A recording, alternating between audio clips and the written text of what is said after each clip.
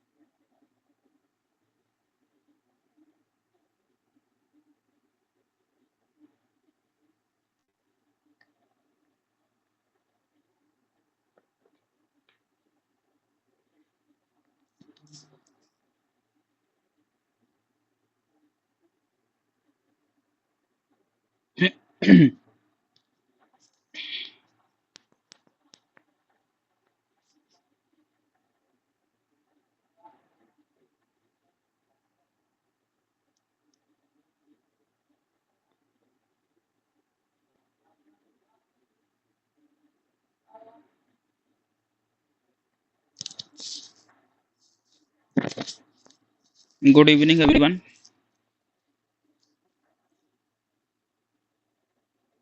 A very warm welcome to MENTOVA webinar episode 5, a initiative by Life Inspiring Foundation. Before we begin, let me briefly introduce Life NGO. Life Inspiring Foundation is a non-profit organization that works to help people and improve lives. It focuses on helping and supporting people in need and weaker communities. Through its various programs, the foundation works in areas such as education, health, mental health, environment, women hygiene, animal welfare. As a part of this larger mission, Mentova focus especially on mental health awareness, emotional well-being, and creating safe spaces for meaningful conversation. Today, we are going to explore a very interesting topic: why we don't always behave the way we intend to. We have two wonderful speakers with us today.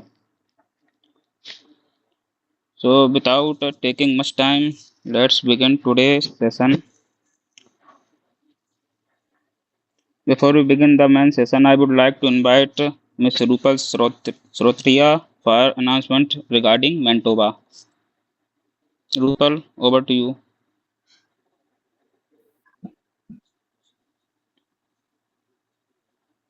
Yes, thank you, Ankit.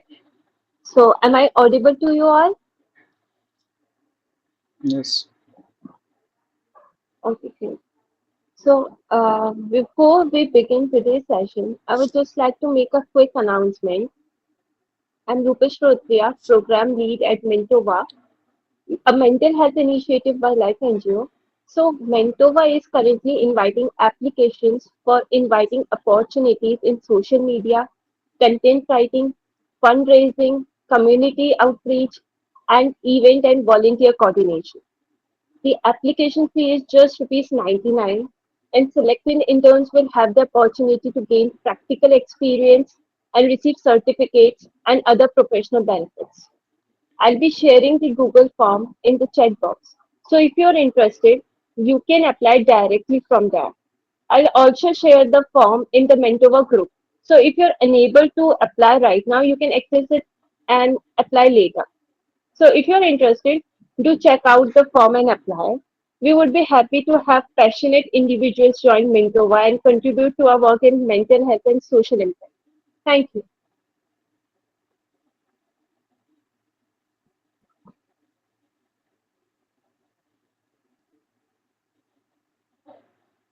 Thank you, Rupal, for sharing the important announcement.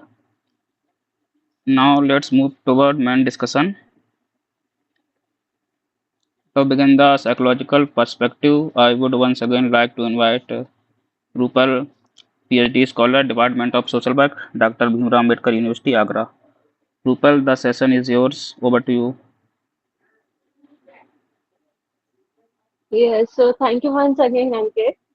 And so, before we begin, I would like to sincerely thank Mentova and Ankit Singh for giving me this opportunity to be a part of this webinar and to share my thoughts with all of you. I would also like to take a moment to thank Parvathi Iyer ma'am, who is joining us today as one of our speakers. So, ma'am was also one of my professors during my master's. So, being a part of this webinar with her is genuinely special for me.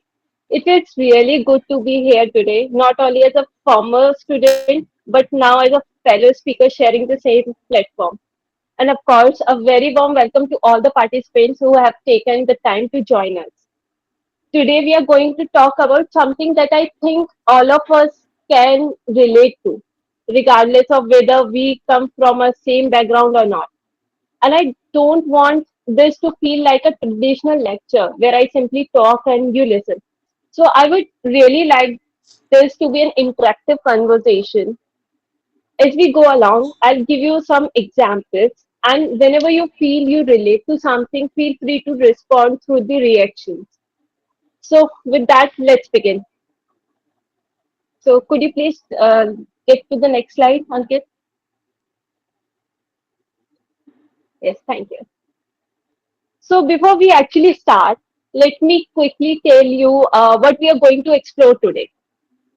हम सबके साथ होता है ना, we decide something, we genuinely want to do it, but somehow our actual behavior goes on in a completely different direction.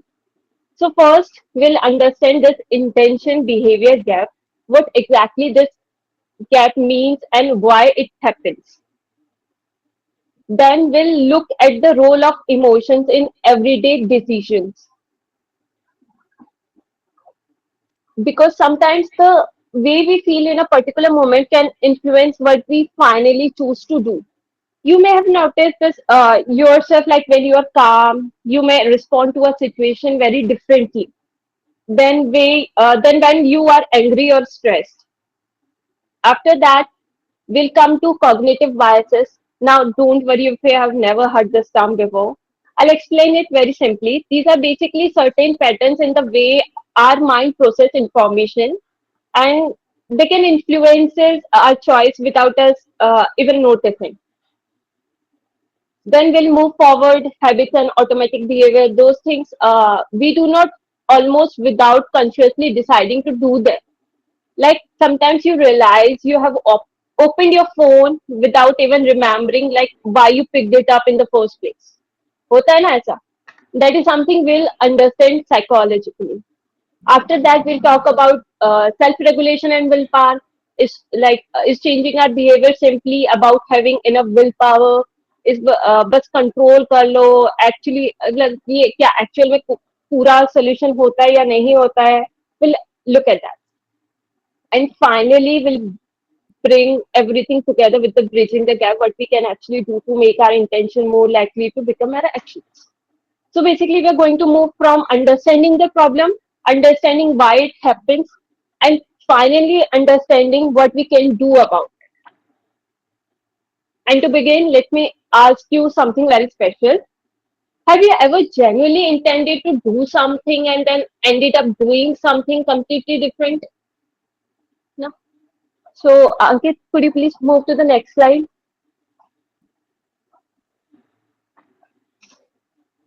Intention behavior gap. So now let's come to the central idea of today's session. Before we understand the gap, let's first understand what an intention actually is. It's simply something that we want or plan to do, and we form these intentions almost every day. Okay, so let me take my own example here. तो मैं जब इस webinar के लिए ये PPT बना रही थी and I decided okay today I am gonna finish this PPT anyhow without postponing it. क्योंकि मैं ऐसा करना चाहती थी. I genuinely intended to do it. I knew it is important. I knew it will feel much better once if it's done, and I had already made up my mind for this. But कुछ देर बाद कुछ देर बाद I was like कि ये किसी का शायद माइक ऑन है, could you please turn it of?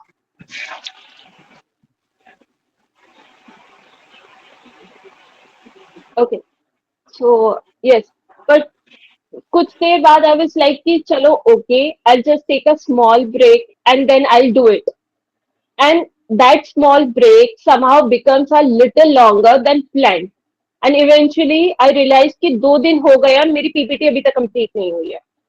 Now I did not intend to postpone it. In fact, my intention was exactly the opposite. I wanted to finish it that day only. So ठीक है, मैं कुछ और example लेती हूँ. Suppose you decide today I am going to study for 2 hours without getting distracted. You sit down with the right intention. You have your books open, everything is ready. But after some time, you think, let me just check my phone for 5 minutes.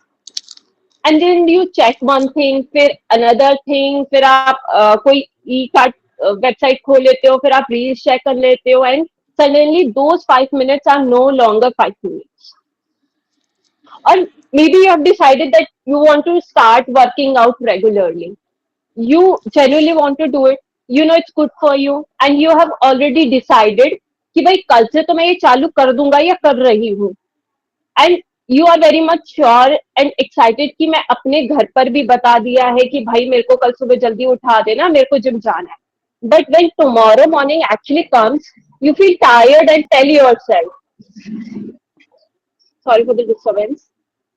Okay, so like next day आप जब उठते हो तो you feel tired and आप अपने आप को बताते हो कि चलो ठीक है, आज तो वैसे भी फ्राइडे है, फिर कल सैटरडे आ जाएगा, फिर संडे है, तो I started from Monday. And then Monday comes और समहाउ ये अनदर मंडे पे चला जाता है. होता है ना ऐसा, सबके साथ होता है. So now notice what is happening in all these situations. The intention was there, the person knew what they wanted to do, and they had already decided to do it. But when the actual moment of action arrived, the behavior did not completely follow the intention. And that difference between what we intend to do and what we actually end up doing is what we call the intention behavior gap. And this is important because it tells us that knowing what to do and intending to do it are not always enough to produce the behavior we want. Yes, could you please move to the next slide?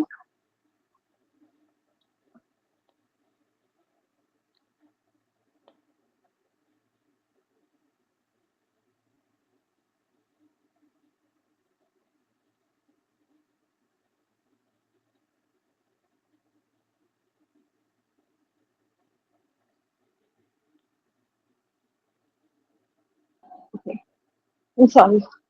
Yes, so हम सबको intention behavior gap पता चल चुका है, but we are on the next interesting question. What actually what actually happens between the intention and the behavior? Because if we look closely, there is not there's not just one simple step between I'm going to do this and I'm actually doing it. So there are several psychological processes working in between. Suppose you have decided I'm not going to react immediately when someone says something that upsets me, but मैं शांत रहूंगा या रहूंगी and I'll respond it to later.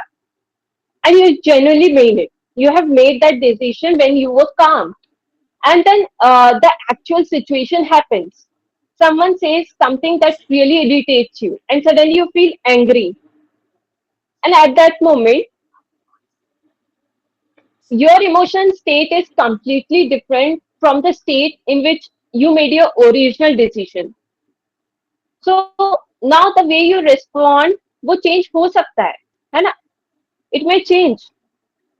This is why we cannot understand behavior just by looking at the intention. We also have to look at what is happening psychologically at that exact moment when the behavior takes place. Let me take another example. Suppose you have decided today I'm going to eat healthy. You genuinely intend to follow that plan. But later in the evening, you are extremely hungry and you are tired after a long day, and your favorite food, it could be Maggie, it could be any noodles or whatever you like, is right in front of you. And naturally, the situation feels very different from when you made the decision in the morning. So the intention hasn't necessarily changed. Situation आपके आसपास की change हो सकती है. And this is important point.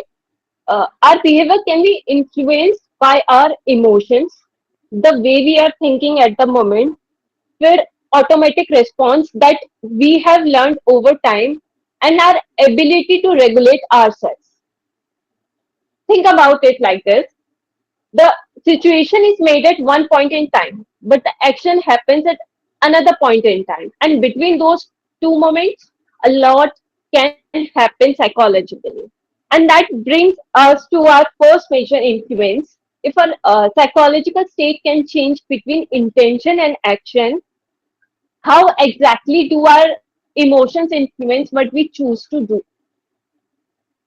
Yes, Ankit, please move to the next slide.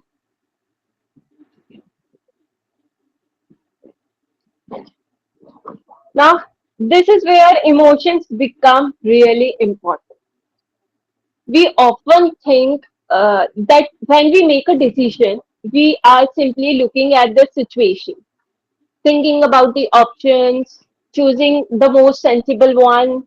But in reality, our emotional state can influence how we experience that same situation and which options feels more attractive at that particular moment.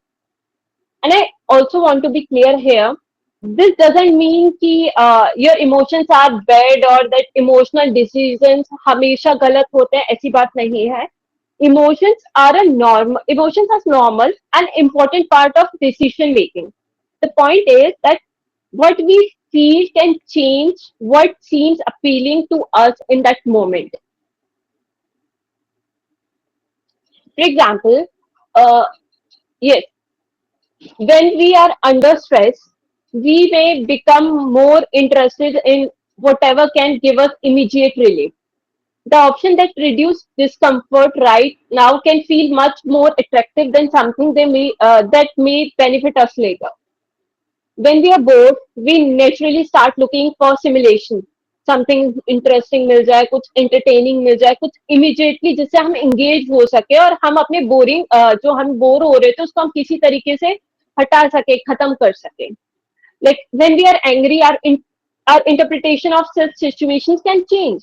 Something that we might normally ignore can feel much more serious. होता है ना ऐसा, जब आप बहुत ज्यादा गुस्से में होते हो, कोई भी ऐसी चीज होती है जो आप इजीली इग्नोर कर सकते हो, पर आप उसको इग्नोर नहीं कर पाते हो, आप उस हिसाब से रिएक्ट नहीं कर पाते हो, आप गुस्सा कर देते हो.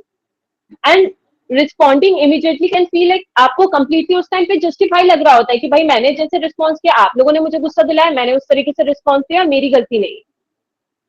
Like when we are anxious, avoiding something can feel easier than facing it, even when we know that avoiding it may create a bigger problem later. Uh, the immediate reaction in anxiety can make avoidance feel like the better option. Like अगर मैं इसको और अच्छे से समझाना चाहूँ तो like आपके स्कूल टाइम पर अगर आप कोई भी अभी स्कूल स्टूडेंट है तो आप रिलेट कर सकते हो, या जो भी हम सब तो स्कूल से निकले हैं तो वी ऑल कैन रिलेट कि कोई भी टेस्ट होता है या नोटबुक सबमिशन का नेक्स्ट डे होता है और नोटबुक कंप्लीट नहीं होती है और you are not prepared for that, तो हम उससे लाइक हम स्कूल नहीं जाते या हम क्लास बंक कर लेते, वी नो कि हमें बाद में डिफिकल्टी होगी, हम बाद में प्रॉब्लम फेस करेंगे, लेकिन उस टाइम हम एंशियस फील कर रहे होते हैं, तो उस चीज से बचने के लिए हम क्या करते हैं, या तो क्लास बंक कर देते हैं या तो स्कूल नहीं जाते हैं. So if you notice, emotion can influence not just what we do, but also how we see the choices available to us. And this is particularly important for the like intention behavior gap, because we may form an intention when we are calm and thinking about our longer term goals, but we may have to act when we are stressed, bored, angry, or anxious. So the intention may be the same, but the situation feel has changed. So now we have understood one important part of the gap. कि our emotions can influence what feels attractive or possible in the moment. But emotions are not the only thing influencing our decisions. So now the next question is, if our emotions can influence the way we choose, can the way we think may also mislead us? Yes, Ankit, could you please move to the next slide?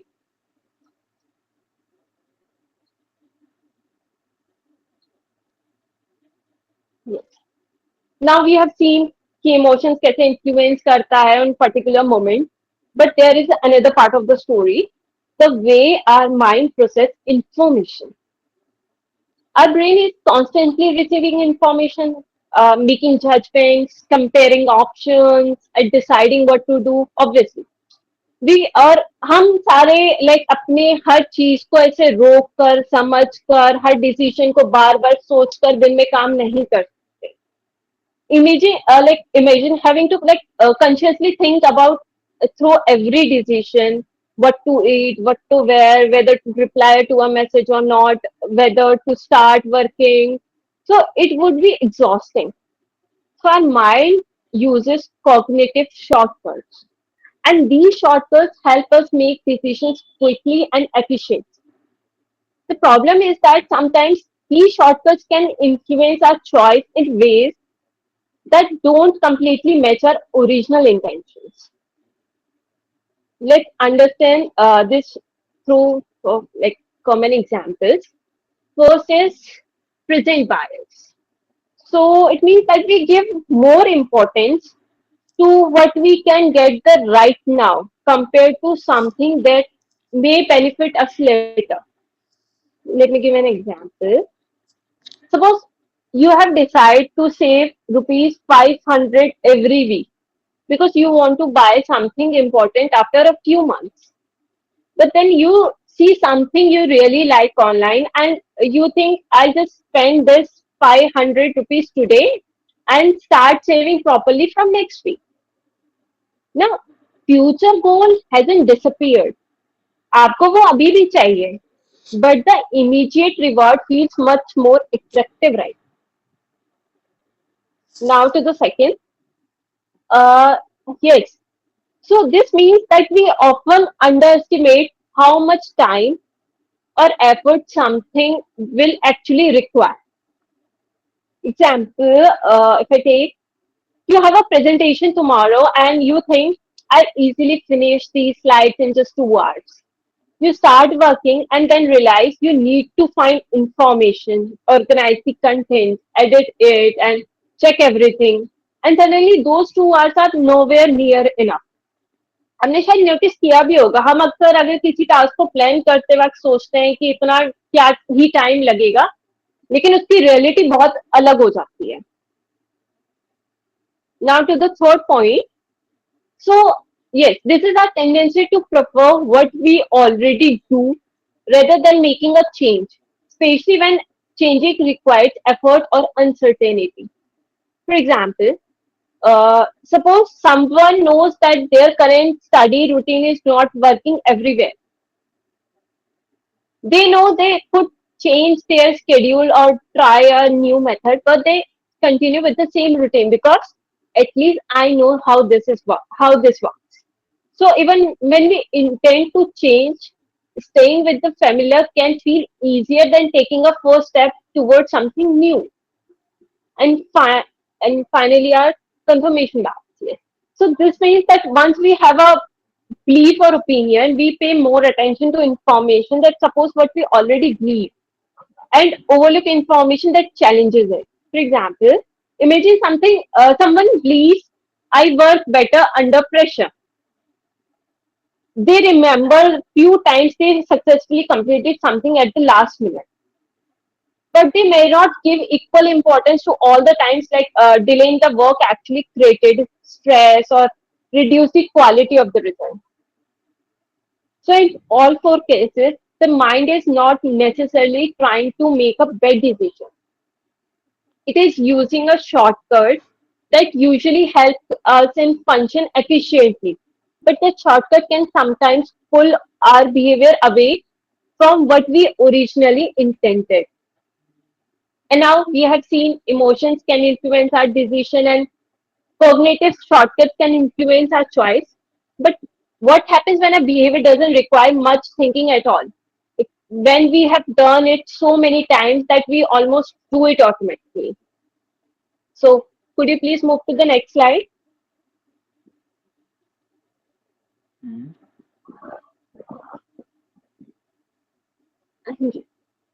So, now we have talked about emotions and cognitive biases, things that can influence our decisions in a particular moment.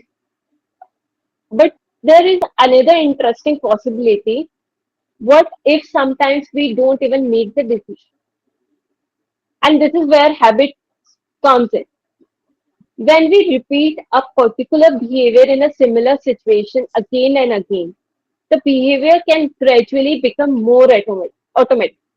In simple words, we don't have to think through the behavior every single time. And that is why we have the simple sequence on the slide. You can see all like cue, then behavior, then reward, then repetition, and after that, habit. So let me break this down for you all. A cue is basically something that triggers or remind us to perform a particular behavior. It could be a time कोई place हो सकती है कोई कुछ emotions होते हैं कुछ particular situation हो सकती है now comes the behavior like what we actually do in response to that cue after that there is usually kind of a reward and reward does not necessarily mean कि कुछ बड़ा it could simply be mean like your pleasure या फिर relief satisfaction convenience or even a feeling that make us want to repeat that behavior. When this happens repeatedly, the connection between the cue and the behavior becomes stronger, and gradually that behavior can become more automatic. So let me give you a like a very simple example. Suppose every time you finish dinner, you sit down and watch something on your phone. Initially, you consciously decide to do it, but after repeating it regularly, finishing dinner itself can start becoming a signal that tells you कि चलो ठीक है now it's time to watch something. And this can also happen with more useful like useful behaviors. Like if someone constantly goes for a walk after dinner, eventually finishing dinner can become a cue for that walk. So habits are not necessarily bad. The same psychological process can support behaviors we want as well as behaviors we want to change. Now, here's what becomes particularly interesting for our topic. Once a behavior becomes more automatic, we may spend less conscious effort deciding whether to do it or not to do it. So, even if we have a new intention, the old pattern can still influence what happens in that moment.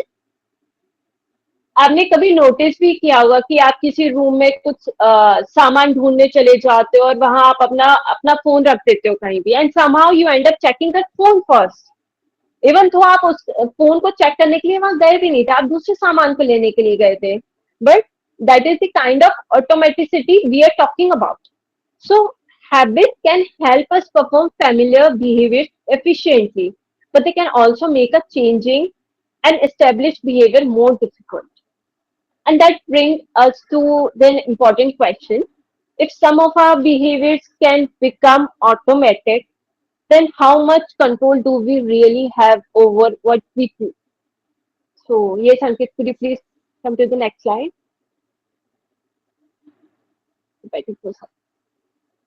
So, up to we have seen that our behavior can be influenced by emotions, cognitive biases, and even habits that can become automatic.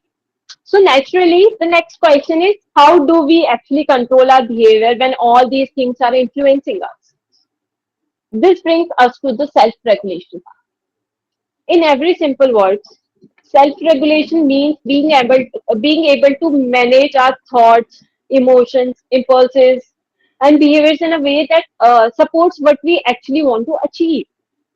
And usually, when we talk about controlling our behavior, the first word that comes to our mind is willpower. कि अगर आपकी will power होगी तो आप उस चीज को रोक सकोगे, आपका माइंड उस चीज को उसको आपसे दूर कर सकेगा, स्टॉप कर सकेगा, no. So we often say things like बस कंट्रोल करना है, और if I really want to do it, I just need to be strong enough. But self regulation is actually much more complicated than simply having strong willpower. Think about it. Your ability to regulate yourself can change depending on what is happening around and within you. Like fatigue can make it harder to resist something tempting. Stress can make immediate relief feel more important. Your emotional state can change how you respond to a situation. Your immediate reward can compete with a longer term goal. A established habit can pull you towards a familiar response. And competing impulses can make it difficult to stay focused on what you originally intended. Let me take here a very simple situation. Suppose you have decided that you are going to follow a particular routine every evening. On a normal day, it may be quite easy to follow. But imagine you have had a very exhausting day. You're mentally tired. You finally get some free time. Suddenly, the effort required to follow that routine feels much greater. Now, does that necessarily mean that your intention was weak? Not really, right? The goal is still important to you, but your ability to regulate your behavior in that particular moment may be different because your psychological state is different. And this is why telling someone you just need more willpower doesn't always solve the problem. Self regulation is not fighting every impulse through sheer force. It also involves recognizing what influences our behavior, managing those influences, and creating conditions that make goal directed behavior easier. So, if willpower alone is not enough, what does effective self regulation actually require? Yes, Ankit. Next slide, please.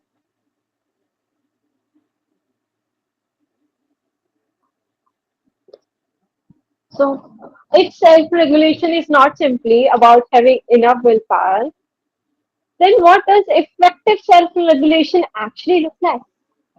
It starts with something very special or simple, I would say.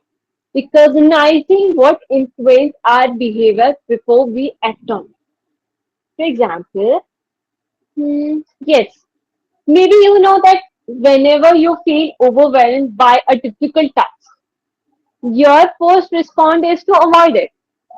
If you recognize that pattern, you can change it earlier instead of automatically following it. The second part is managing our emotional response. This doesn't mean we have to stop feeling angry. हम anxious होना छोड़ दें, frustrate होना छोड़ दें, हम stress होंगे ही नहीं, ऐसा तो पॉसिबल ही नहीं है.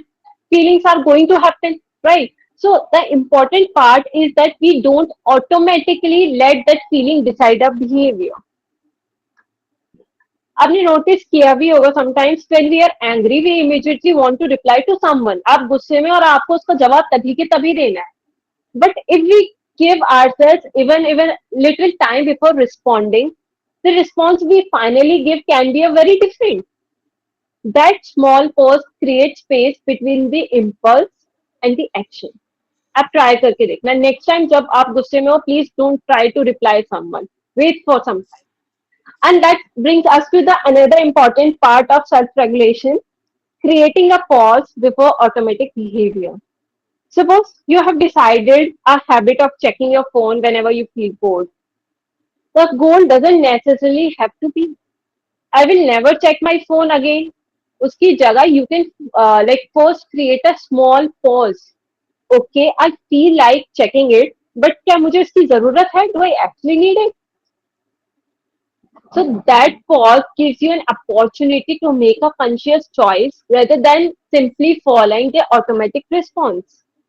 And finally, self-regulation means bringing that choice back to your longer term goal.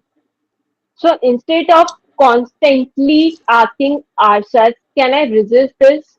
We can ask a slightly different question. How can I make the behavior I actually want easier? Okay, let me think of an example. Hmm. So if you want to read before sleeping, keeping the book next to your bed makes that behavior easier. If you want to exercise in the morning, keeping your workout clothes ready the night before removes one small barrier. So the idea is not to depend on willpower, but every single time you make the desired behavior easier to choose. So self-regulation is not about controlling every thought, आपके हर emotions, impulses that comes into your mind. That's neither वो realistic भी नहीं है और necessary भी नहीं है. It is about noticing what is happening, creating a little space before reacting, and then choosing a response that is more consistent with that what we actually want in longer term. We may not always control the first thought or impulse that appears, but we can work on how deliberately we respond to it. And now that we understand this, we come to the practical part of our discussion. So, how can we make our intentions Oh, sorry. more likely to actually become actions? Can you please move to the next slide?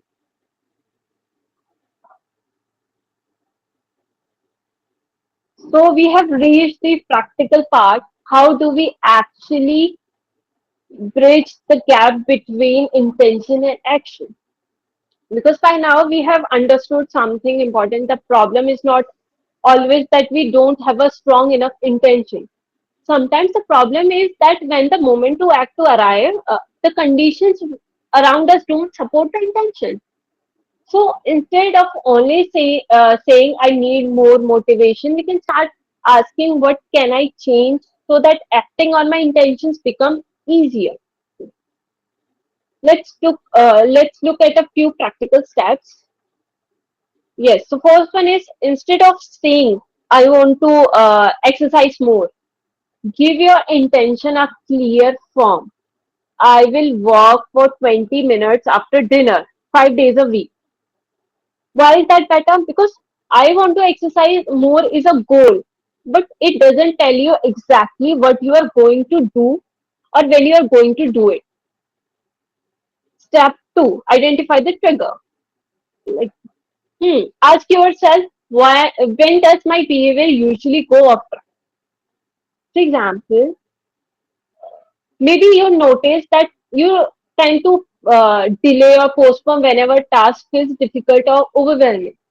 So once you recognize that trigger, you can prepare for that particular moment instead of being surprised by it every time. Third, friction को काम कर देते हैं. Friction simply means the small things that make a behavior harder to start. Suppose you want to start reading regularly. If your book is somewhere inside a cupboard and your phone is right beside you, which one is easier to reach? Obviously, the phone. So, keeping the book on your bedside table removes one small barrier. It sounds very simple, but sometimes small barriers can make a difference to whether we start a behavior or postpone it. Now, at friction, we do the opposite for a behavior we want to reduce. Let me think of an example. Hmm.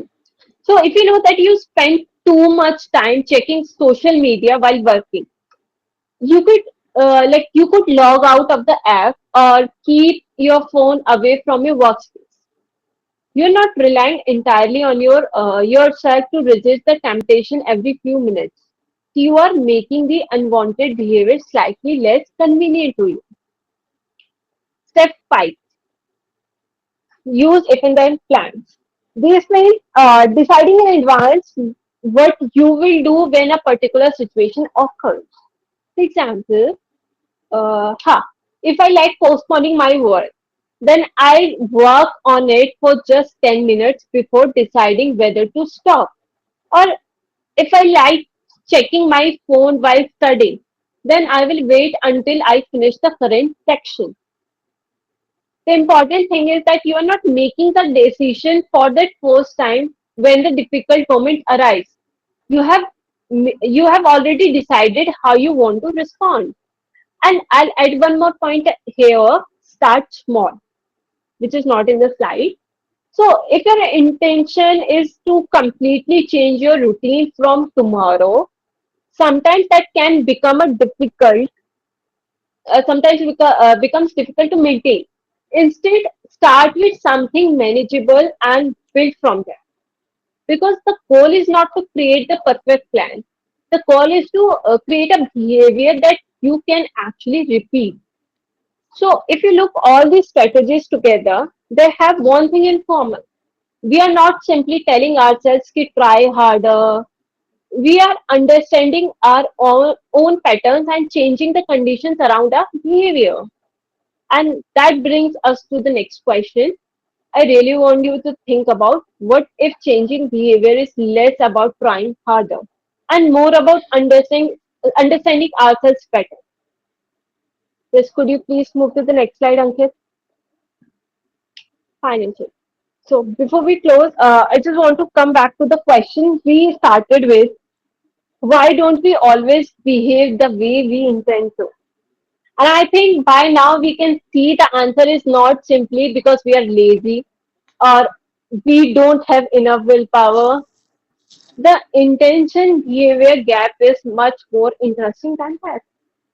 Sometimes our emotional state changes what feels important in the moment. Sometimes our mind uses shortcuts that influence the way we make decisions.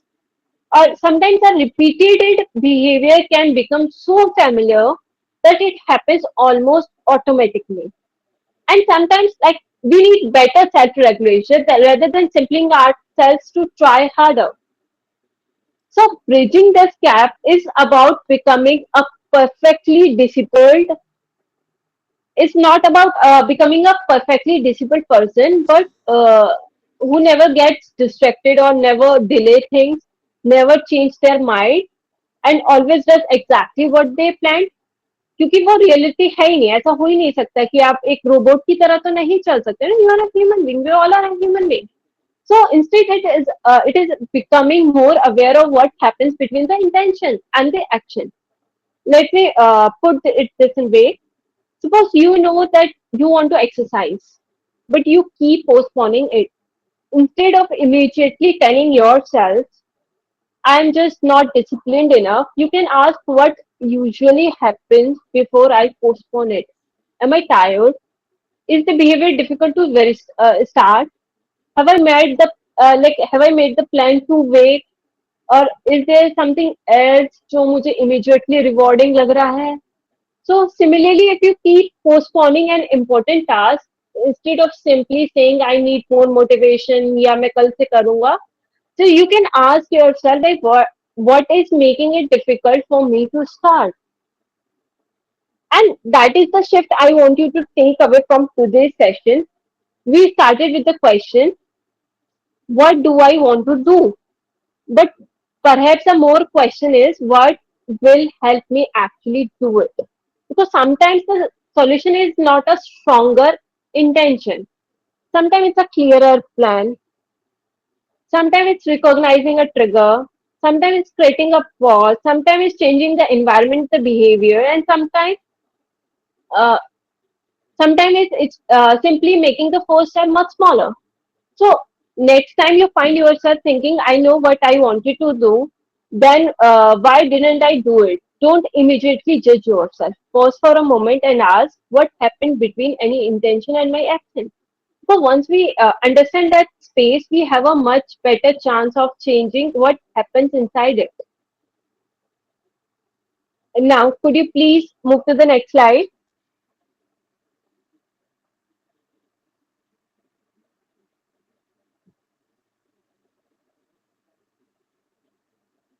Hmm.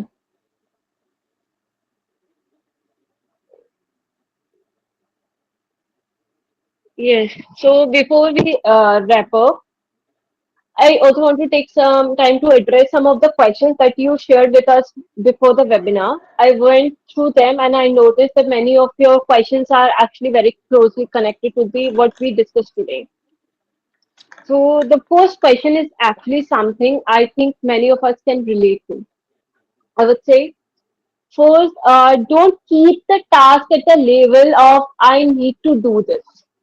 Make the first action very specific. Instead of like I need to finish my assignment, tell yourself I'll open the document and write the first 100 words or three paragraphs. Also, notice when you usually start avoiding the task. Is it when the is it when the task feels difficult, or you are tired, or unsure like where to start? So once you identify that trigger, you can do something about it. And actually, this is something we already discussed in the PPT. Like make it specific, identify the trigger, reduce friction. So yes. Now, next question: why do detailed plans go for organizing? Hmm.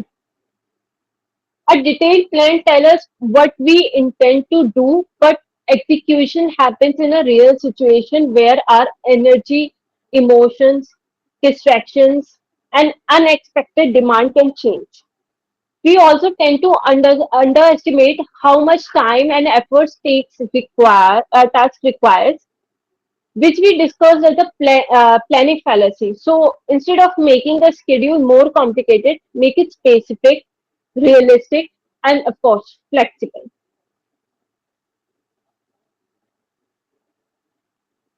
Third question: what are some practical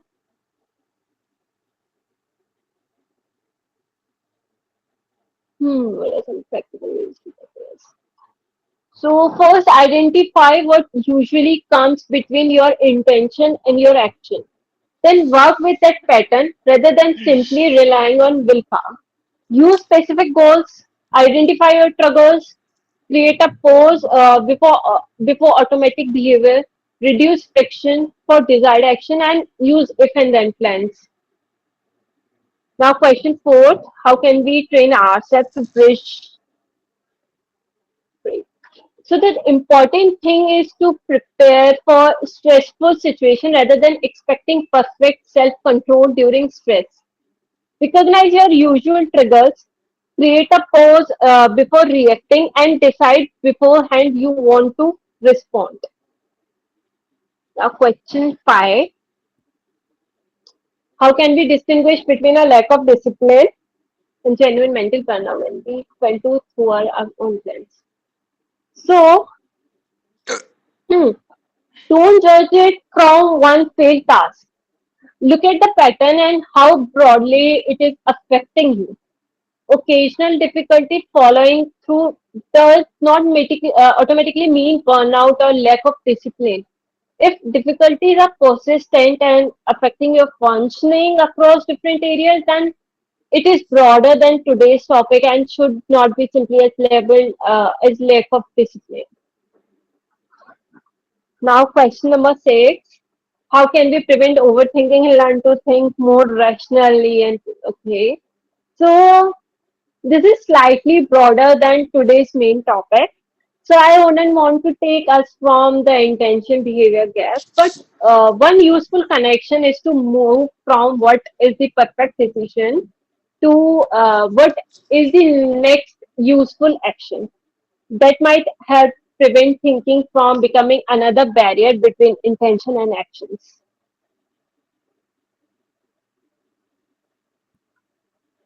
Yes, could you please move to the next slide? How can we regulate our response during anger and anxiously reacting automatically? Yeah. So the first step is to recognize that emotion before acting on it. Then create a small pause between the feeling and the response.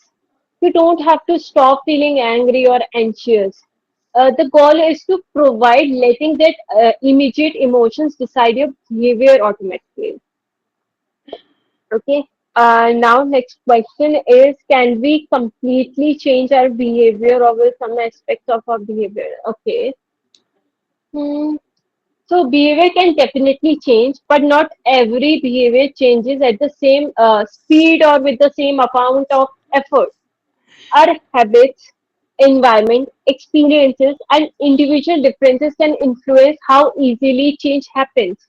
So the realistic goals shouldn't be completely redesign yourself overnight, but to gradually change behavior that are not serving your goals. Question 9. Why do people suspect solutions and how to support solutions? Okay.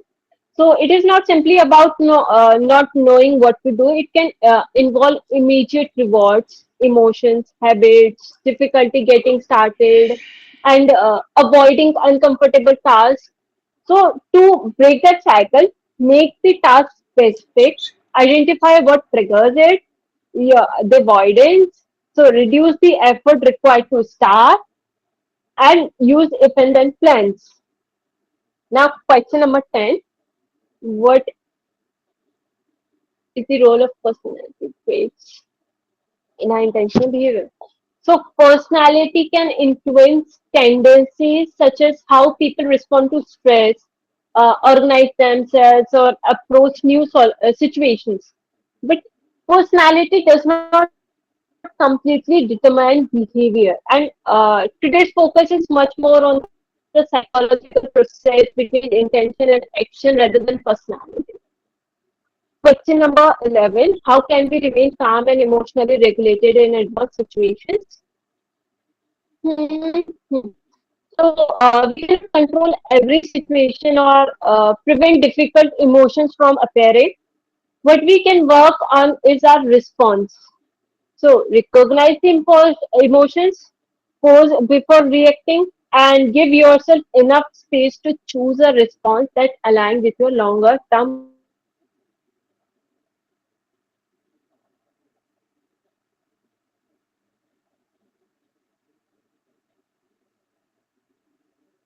goals. I received a call, I'm sorry. Yes, so where were we on question number 12? Yes.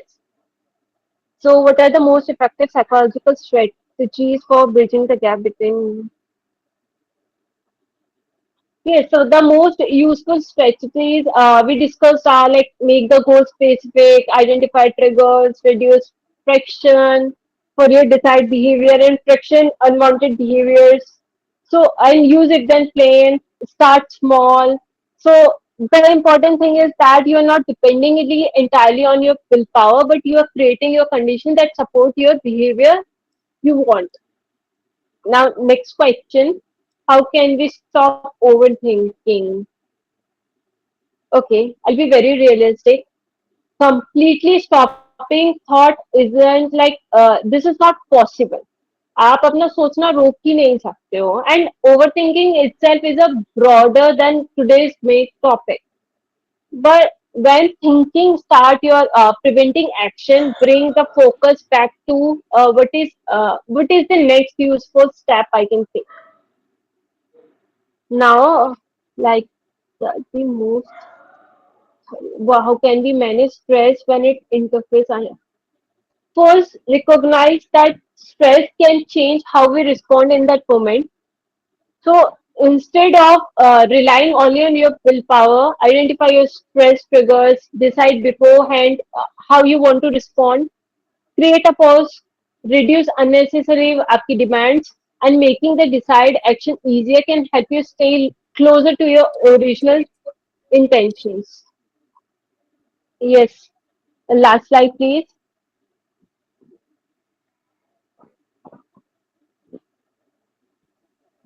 So these are the references I have used. Thank you so much, Ankit.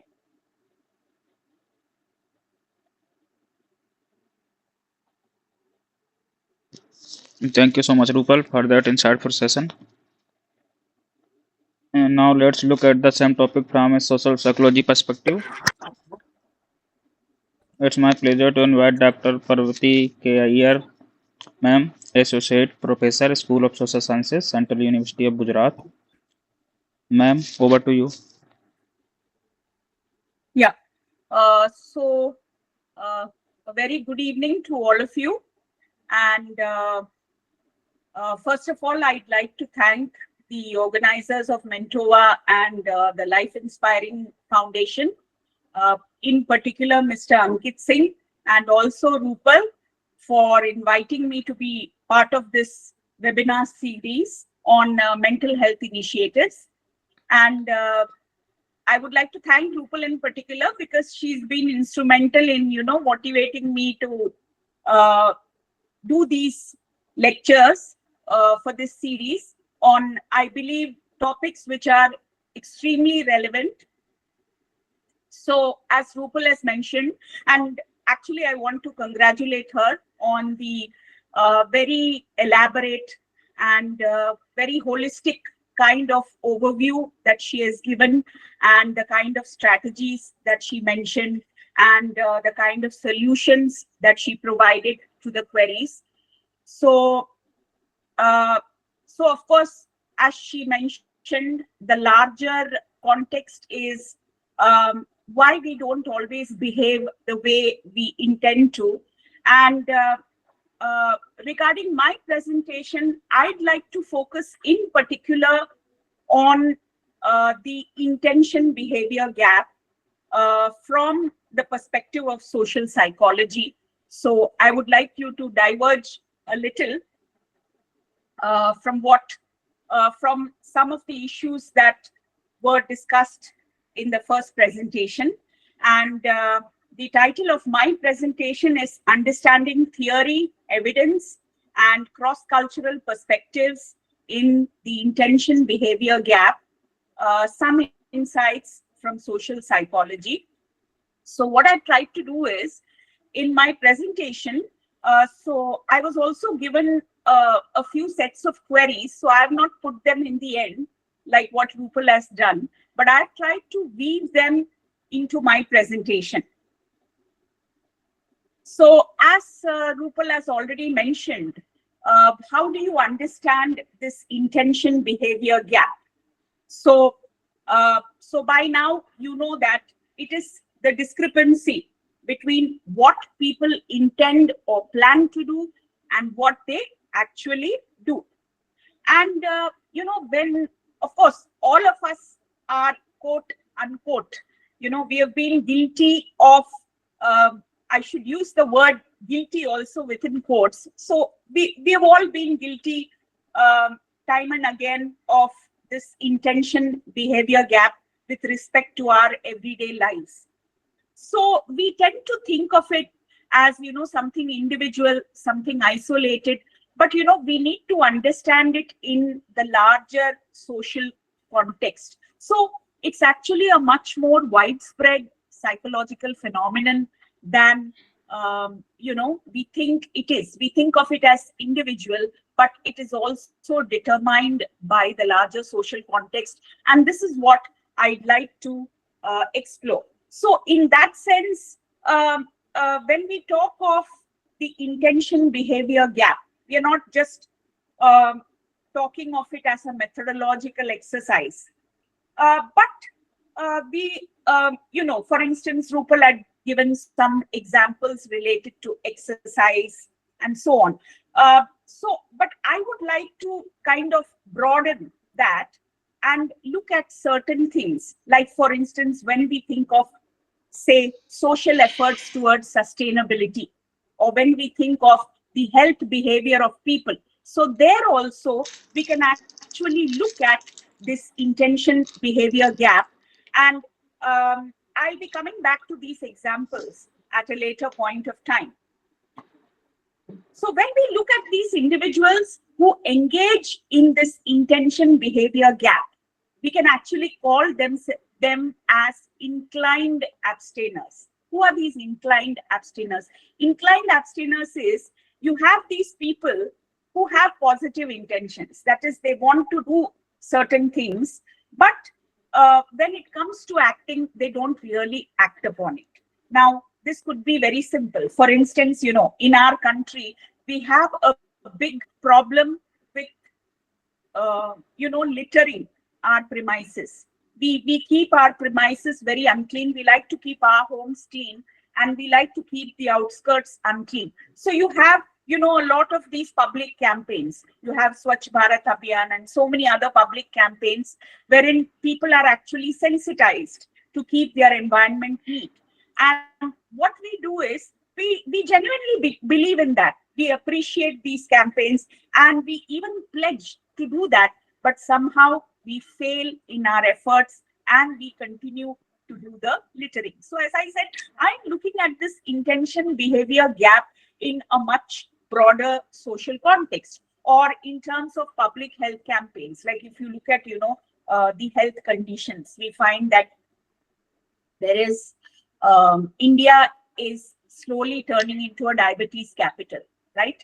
But for instance, and one of the reasons which the National Institute of Nutrition in Hyderabad has pointed out is because there's a surfeit of carbs in our diet. So most of us, we are aware, because everyone is tuned into social media, everyone is tuned into the news, and we know that carbs are not good for us. But somehow, as individuals and as a community also, we don't overcome these issues and we continue to behave as before. So definitely there is that intention behavior gap. So intention behavior gap, from a social psychological perspective, when you look at it, you find that you can relate it to a wide variety of social situations. So in social psychology, we find that, when you look at it from different perspectives and how social psychology has actually approached this particular issue. So they have not merely seen it as something which is fragmented, which happens once in a while, or which is anecdotal, like you have some stray examples or stray instances, but rather they have looked at it as a kind of systematic phenomenon. Okay. And what social psychologists say is that this discrepancy between intention and behavior is much more larger than what we think it is. It has become a pervasive part of not only our individual behavior, but also our social behavior. And how is that? See, one is that most of us, if we examine our behavior, not only in the individual context, but in the social context as well, we find that there is a discrepancy between what we proclaim and what we do. So what social psychologists say is that they say that, maybe only 30% of the people follow through with their intentions. It's sometimes even lesser than that. And most often you find people attesting to something and doing something else. Now, the other thing that social psychologists talk about is they talk about how just so you have these sensitization campaigns, for not littering, or you have these sensitization campaigns for, eating better. That is following, sticking to a nutrition-based diet. Now, the point that social psychologists say is that, it's not, you can sensitize people, okay? And we may think that, so, and they may avow good intentions, and we may think that we have changed their mind. Now, that may be reasonably true, but it does not mean that they are going to follow through with their actions. So most people in society, we find that they are inclined abstainers. They have good intentions, but somehow they are not able to follow through. Now, there are a variety of perspectives from which we can actually see this. We can see this from, say, the perspective of the theory of reasoned action, which later on, if you look at its advanced avatar, you have theory of planned behavior, which was actually put forward by a psychologist called Adsen. Now, what Adsen said is that he said that, look, behavior actually stems or it arises from intentions. And what is it that intentions, what governs intentions? So our attitudes, our norms, the kind of control we believe that we have over our lives, all these things, govern our intentions. Okay, so how do you understand attitude? For instance, uh, any individual can have a positive or a negative evaluation of a behavior. For instance, uh, when we have, most people above 40, like you find that, as a community, like certain communities are more prone to eating sweets, certain community are more prone to having fatty food. And we find that, fatty liver has become a societal phenomenon. I mean, it is, uh, uh, you have more and more people above the age of 40 being prone to fatty liver. Now, the question is, when I say that behavioral intention needs to be followed by action. Now, supposing you have a negative attitude, you think of it in terms of diet, and you think of diet as something boring. And this is something, these are attitudes which you share not only as an individual, but as a member of the group. Then definitely, no matter what happens, you're not going to change your diet, or that particular group is not going to change their dietary habits and behavior. And this is something that you find in India as well. We continue to have our carbs and we continue to have our fat. I'm not saying all traditional foods are bad. There are various, traditional diets which are excellent. But we have, for instance, at one point of time we used to have millets, and then later on, we substituted it for, during the colonial period, we substituted it for rice. And rice, a surfeit of carbs leads to diabetes, fatty liver, and so on. So now this has, become part of our habit. It's become part of our routine. So as I said, attitudes are important. So if you're going to have a positive attitude towards taking a nutritional diet, then you're more likely to have it. And if you have a negative attitude, you're not going to do that. Again, subjective norms. So for instance, if your social group expects you to go to the gym, so that is also part of our newer social reality. For instance, if you are overweight or if you are obese, people expect you to go to a gym. So it's no longer just about your individual motivation. It's also about the subjective norms that you get from other people. So you have people, giving you advice that why don't you go to the gym? Why don't you reduce weight? And if your group or your community, your peer group, your family members, if they expect you to exercise, then it's more likely that you are going to go to the gym and exercise. So subjective norms are important. Again, what social psychologists say is they talk about perceived behavioral control.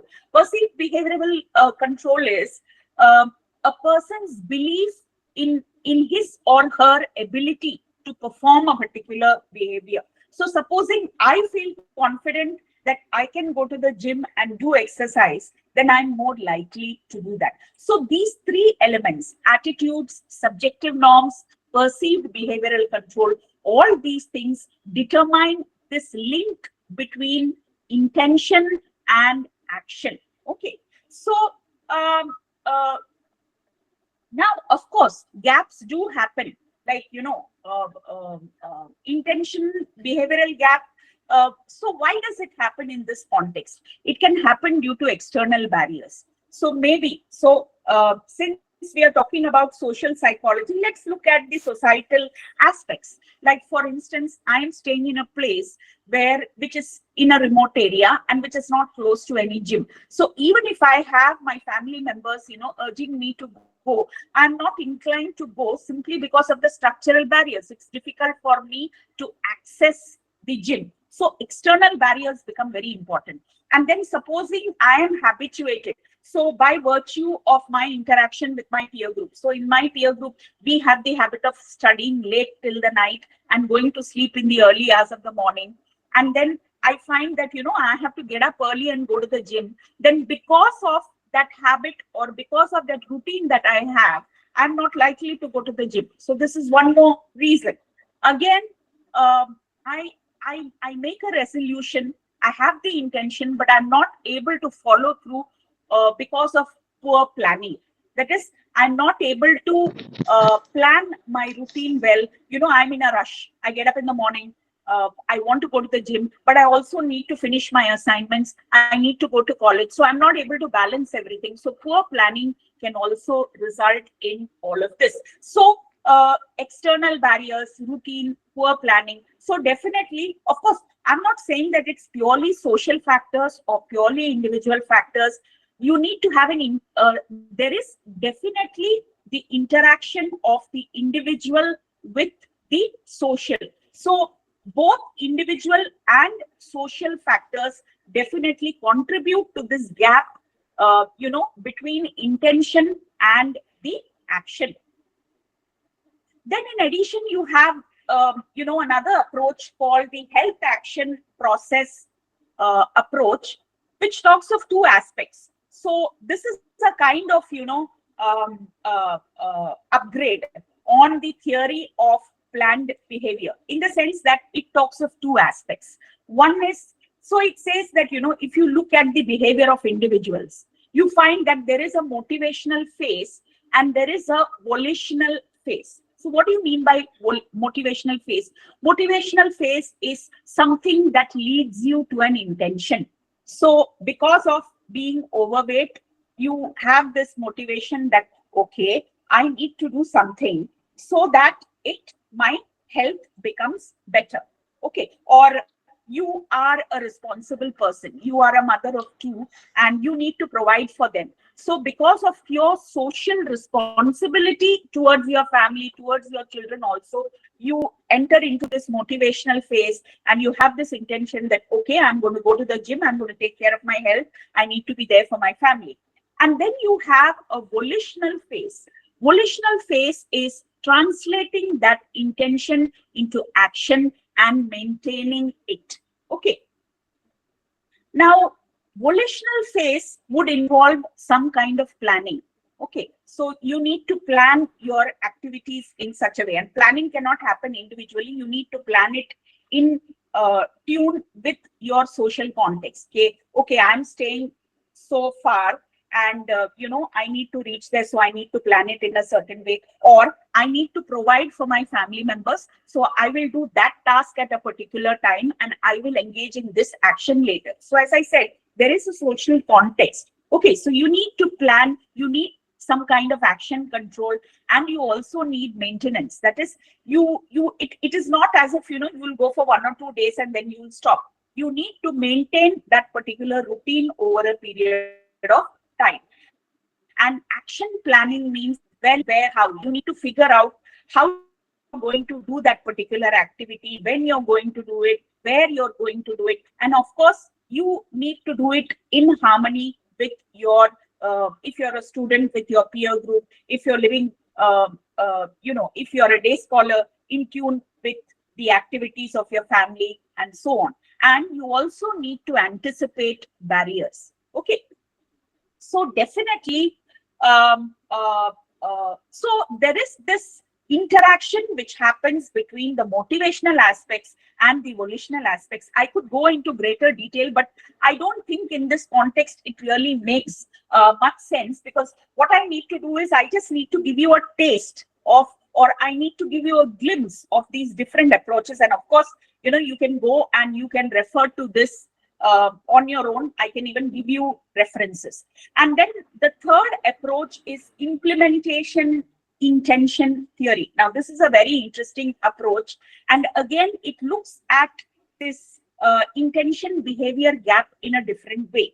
So it says that rather than having very vague kind of goals, like for saying that I intend to exercise sometime next week, or I intend to quit smoking sometime next week. You need to have a very precise goal directed response. Okay. So, and you need to engage in what is called if then plans. So I'll tell you the psychology of it. So let's look at the example. So the example would be, if it is say 6 a.m. on a weekday or a Monday, then I'll put on my running shoes, I'll put on my kids or whatever, and I will go for a 1-hour jog. Okay, so what is happening here? Goal intentions, that is that vague plan that you made, that I need to exercise from next week. You supplement that if with an if then plan. That is, you are linking a critical situation to a goal directed response. You are overweight, you want to lose weight, and you are linking that to a goal directed response. That is, if it is 6 a.m. on a weekday, then I'm going to put on my running shoes and I'm going to go for a jog. Now, definitely this particular approach of implementation intention theory, it's definitely much more useful because it ensures that there is a direct connection between goal attainment and it goes beyond intentions and ensures that there is some kind of action. Now, since we are talking about the social psychological perspective, in fact, we find that psychologists have actually used this perspective to carry out studies in entrepreneurship. We'll be looking at entrepreneurship in more detail. See, for instance, if you look at the Indian context and the Western context, in India, there are certain structural barriers which prevent entrepreneurship. Like, for instance, if you take the case of women, so they may have the motivation to be an entrepreneur, but there will be structural barriers. Structural barriers in the form of socialization. Society does not expect women to be entrepreneurs. Society expects women to go for a 9-to-5 job and focus on the family. Again, if you look at middle class norms and modes towards risk taking, society expects that middle class people will do safe occupations, quote unquote. I'm not what you call, I'm just giving you an example. I'm not, being a votary of safe occupations or whatever, but I'm saying that and entrepreneurship is looked down upon. Now, of course, you find that recently, of course, we have had programs like Startup India, etc. But in fact, if you look at this intention behavior gap, it has a lot of implications when you look at entrepreneurship and who are the people who choose to become entrepreneurs and so on. And there is this implementation intention gap there. And it is, mainly on account of social and structural barriers. Individual motivation may there, but because of patriarchal norms, because of socialization, women may not really, women may feel very intimidated, and they may not want to put themselves out there and become entrepreneurs. And even males are also sort of encouraged not to take risk and get employed in safe occupations. Again, you have another approach. This is also very interesting. It's called the Combi model. Combi model looks at this intention behavior gap. Again, it looks at it in a different way. So it says that, okay, we find that there is this gap. Definitely, there is this pervasive gap between intention and behavior. But this is because of different reasons. One reason is capability defects. Okay. So maybe I want to do something like I want to reduce weight, or I want to go cycling and I want to do cycling and I want to reduce weight, but I feel that I lack the capability to cycle on roads, especially with traffic, and I feel very intimidated. So because of capability deficits, I may have the intention of doing it, but I may not do it. Now, secondly, again, since we are talking about the social context, external physical hurdles, okay, like I want to join a gym, but maybe I'm just a student, and maybe joining the gym costs 1,000-2,000 rupees, which I may not be able to shell out. And what are the physical hurdles? My parents may not be in a position to finance that particular thing. So then I need to find out some other strategy. So external physical hurdles, or I may be a medical student, I may be overweight, I may be obese, but I may not have the time to join the gym. So though I am under social pressure, but still I do not have the time to join. So there is lack of time, there's lack of money. I lack the resources. So external physical hurdles are there. And thirdly, there is a motivational discussion. I think Rupal also mentioned about this, that sometimes, we don't want to delay our gratification. Psychologists talk about something like delayed gratification. They say that sometimes delayed gratification is good, because if you want to achieve your social goals, if you want to become something, if you want to earn money, then you cannot spend it, right? You need to save it, and you need to do delayed gratification, right? But sometimes what happens is we want to buy that phone or we want to buy that dress, and we are looking for short-term rewards rather than long-term rewards. So sometimes your reflective motivation, the motivation which is telling you that, listen, if you hold on for 3 months, you will be able to save this much of money, is actually getting overridden by your automatic motivation, which is telling you, my God, I need to buy that dress, or I need to, buy that phone now. So Comp B talks about how these three aspects, if any of these three pillars are missing, then definitely there'll be a gap between the intention and the behavior. So either it could be that, you feel you might be having the capability, but if you perceive that you have capability defects, then you may not really translate that intention into action. Secondly, if you feel that you are having, external hurdles because of your social context, because of your financial context, then you may feel the same. Or if that gym, like for instance, social context, if I'll give you an example, supposing that gym is a unisex gym, and you're from a very conservative family, and you're not used to exercising with boys and girls together, that's a social hurdle, right? So it's not just a material, and you feel that you don't have the money to afford, and then moreover the gym is unisex. So then even if you have a strong motivation, you're not likely to carry out the action. And as I said, motivational discussion, where you know that delayed gratification will enable you to reach your goal, but you, instead of doing that, you believe, you are tempted to get short-term rewards. So action would fail if any of these pillars is missing. Again, you have action control theory. Action control theory, again, talks about two kinds of individuals. That is state-oriented individuals and action-oriented individuals. State-oriented individuals are individuals who are in this, should I do it, should I not do it? That kind of a situation. And again, this also comes from your social context, like the example that I mentioned about entrepreneurship.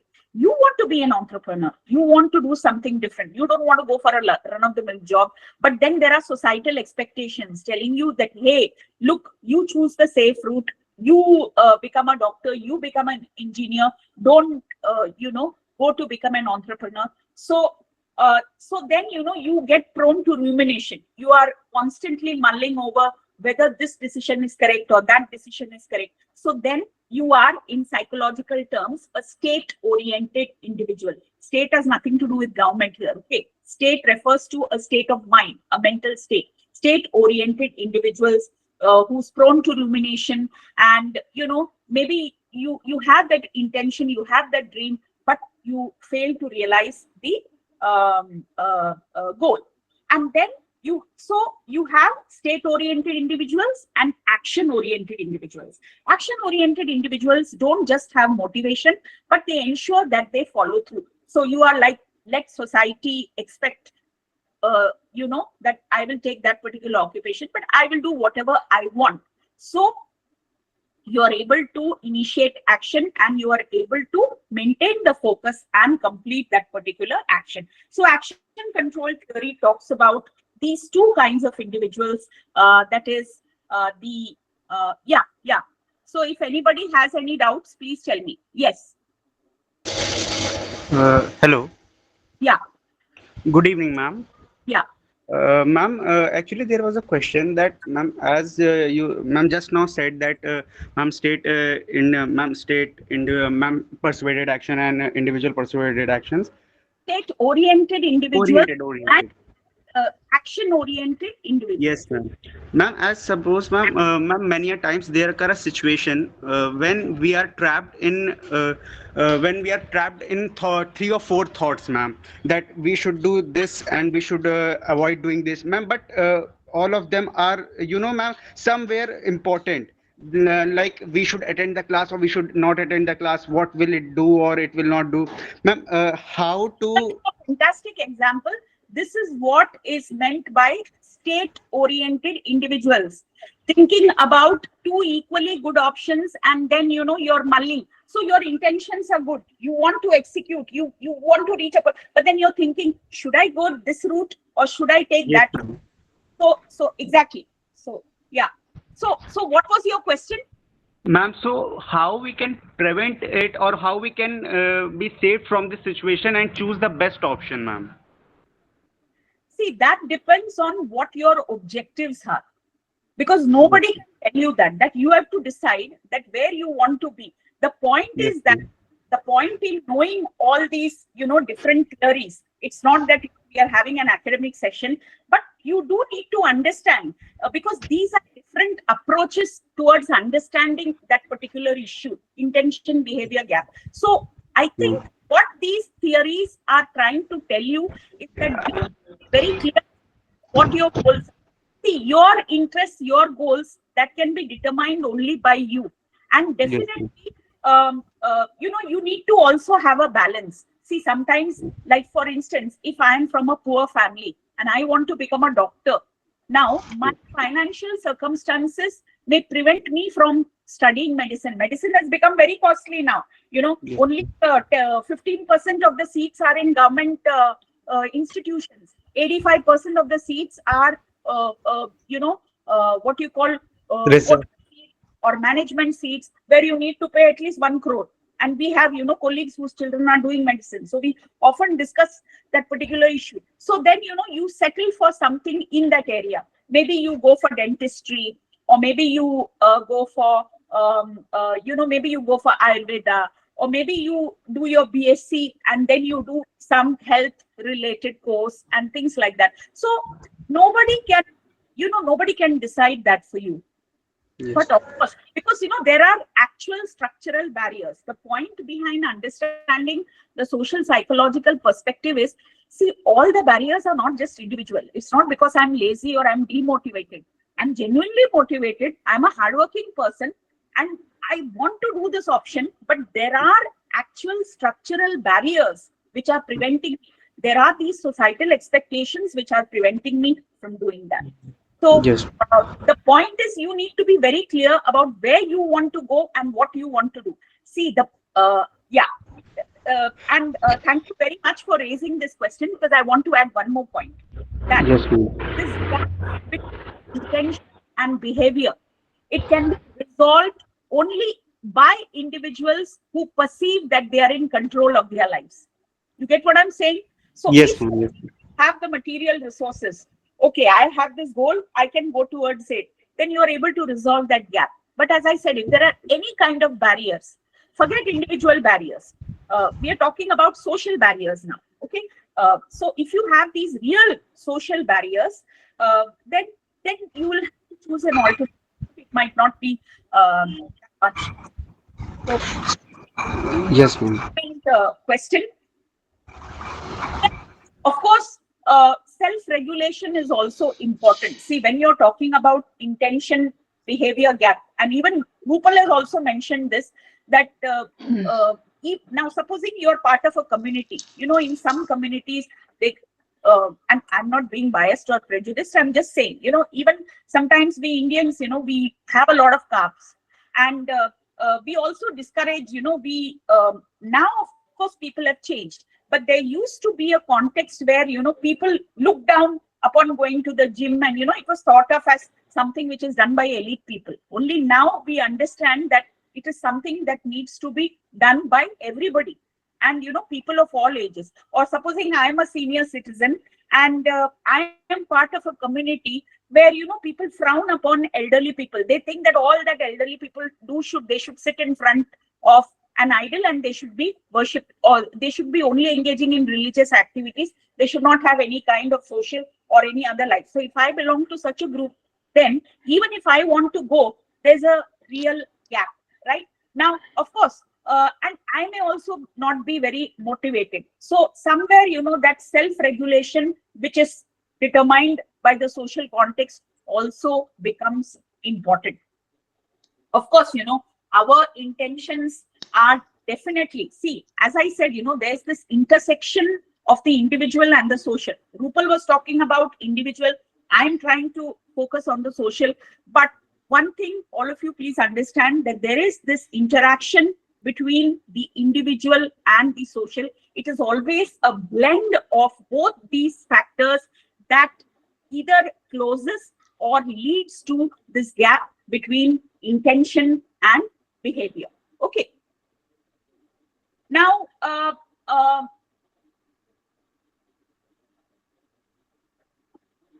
yeah. So I think I've mentioned these things. Again, like what I want to say is, regarding what psychologists refer to as present bias. Present bias, what is immediately in front of us always looks more appealing. And of course, as I said, even in terms of health behavior also, what is immediately in front of us looks more appealing and than what, delayed gratification. So that's one aspect. The other aspect is lack of specificity. Sometimes, the social circumstances may favor us, but we may be having a very vague idea of our goal. For instance, we may be wanting to do the job of an entrepreneur, or we may be wanting to get into, say, you want to get into multimedia, you want to become a multimedia expert, or you want to get into AI or something. But there is a lack of specificity in the sense that you have a very vague goal, but you don't know how to translate your goal into a series of definite steps. Now, again, there also your social context can play a role. So if you belong to a social context where you have no idea, so you have that dream, but you have no idea how to translate it into doable steps. And in your social context also people are not aware, then definitely intention might be there, but the action will not be there. Whereas if you belong to a social context where at least one or two people have an idea, then maybe there is a greater likelihood that you will approach those people, and that this gap between intention and behavior will be overcome. So social psychologists refer to this as lack of specificity. That means, if there is no way of knowing how this vague goal can be translated into a series of steps, then the intention behavior gap is likely to happen. And of course, contextual disruptions are always there. So my family encouraged me. I am obese. My family encouraged me to go to the gym, and I'm going. But what is happening is, so I'm walking and going, but due to climate change, there were heavy rains, and the roads are, so the roads have gotten disintegrated. So, and because of that, I'm not able to go. Okay, and or I've been working very hard in my at my lessons, and I'm stressed. I'm under fatigue, or there is some issue in my family, so I'm under social pressure. So these kind of contextual disruptions can also widen the gap between intention and behavior, and of course your habits and past behavior. Like I said, the peer group exercises the traits and habits that you acquire in your family and your peer group, that has a very important role to play in bridging this intention behavior gap. So if you have the habit of staying up till late at night, watching television, watching social media, then obviously you will not have the motivation to get up in the morning and go jogging, or get up in the morning and go to the gym, or do any other creative activity. So your behavior in that context becomes automatically triggered by your context rather than your conscious plans and your motivation. Now, of course, as I said, because there is this interaction between the individual and the social, so individual traits also matter. So supposing, let's say you have A and B.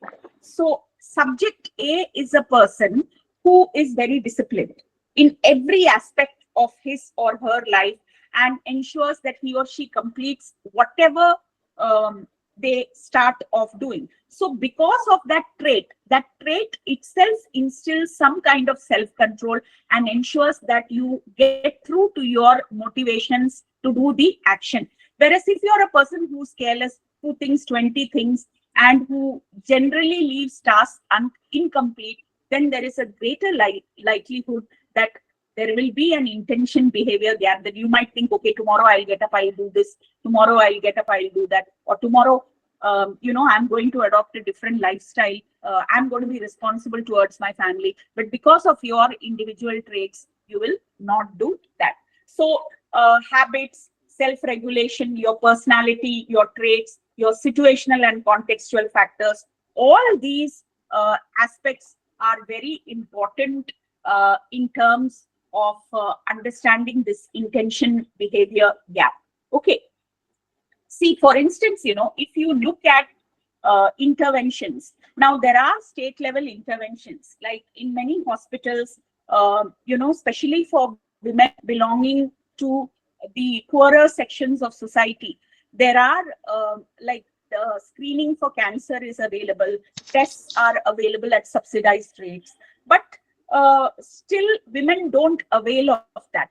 They may not avail of that because of socialization, because women are not expected to take the initiative, or the family members may not have the motivation to let the woman do that. So she may be having a ailment, she may be wanting to go, but still because of all these societal factors she may not be able to do. And so therefore in health behavioral studies, you can actually see the impact of the larger social context in terms of this intention behavior gap. Okay, so again, for instance, you might want to see smoking, you might want to start a diet, but if your peer group is not motivating you and they're telling you, hey, all this is bakwas, so you're not likely to do that, right? Again, just to give you another example, I've been talking a lot about health. Say, and I've told you about entrepreneurship. Let's take the case of environment. See, we know that climate change is a very real phenomenon, and you have a situation where we have become more aware. We know that, for instance, you have industries releasing effluents, right? Effluents in the soil, and because of that, the soil has gotten polluted with chemicals. You have a situation where water bodies are getting polluted. So definitely more people are becoming conscious, and you have different kinds of cancer. India is also becoming a cancer capital slowly. You have because of this pollution, a lot of mutations happen, and a lot of you have all kinds of diseases. So because of that, as part of pro-environmental behavior, you also have a lot of sensitization that we should not be using chemicals or pesticides. We should be engaging, we should be buying only organic or sustainable products.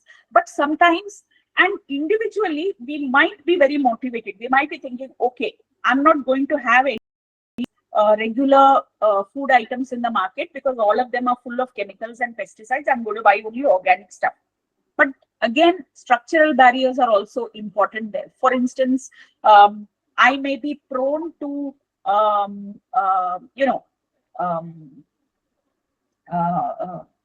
may be poor. I may not be able to afford, or organic stores might not be available in the area in which I'm staying. So then again, there is a gap between your intention and your behavior, right? So you're not able to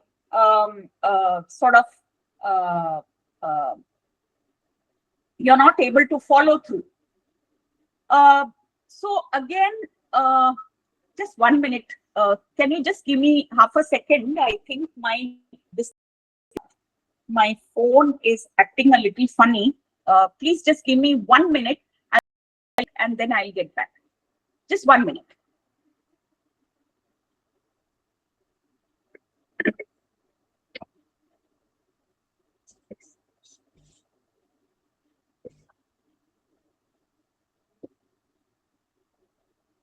Yeah.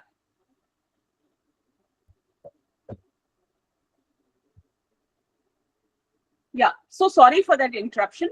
So I was talking about environmental behavior. And as I said, so these kind of structural barriers, they ensure that even if you have the motivation to purchase organic products, simply because there are no organic products available in your area, and we know that organic produce, see, just go to Blinkit and look at the prices of different items, right? So organic produce is much more costlier. So because of convenience, because of lack of availability, because of expense, etc., you may not